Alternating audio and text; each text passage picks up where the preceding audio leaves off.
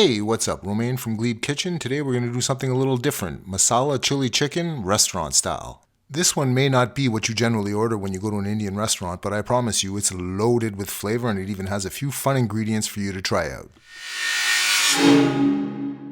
I know, I'm like a broken record. Do your prep, do your prep, do your prep. I keep saying do your prep, but I mean it. It's important. Do your prep. Indian restaurant style cooking goes really fast and things are going to go sideways if you're not ready. So, do your prep.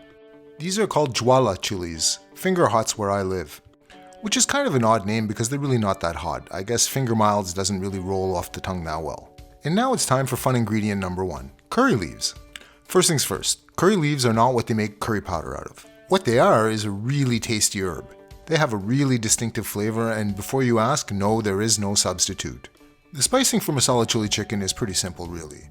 It's a teaspoon of my handy dandy Indian restaurant mix powder, a couple teaspoons of Madras curry powder, you can get that at just about any Indian grocery store, a teaspoon of Kashmiri chili powder, a little castor methi or fenugreek leaves, and some salt. Might seem a little dull, but fun ingredient number two is going to fix this curry right up.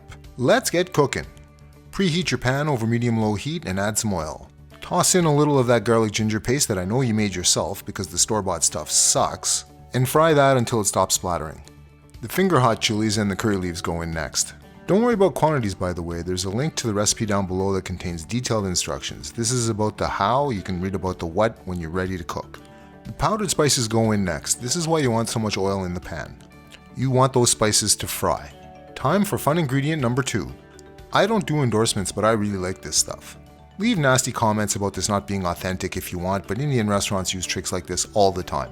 Don't believe me? Go dumpster diving, you'll see. If you do go, please report back on what else you find. The masala chili sauce takes the place of diluted tomato paste I use in a lot of other recipes.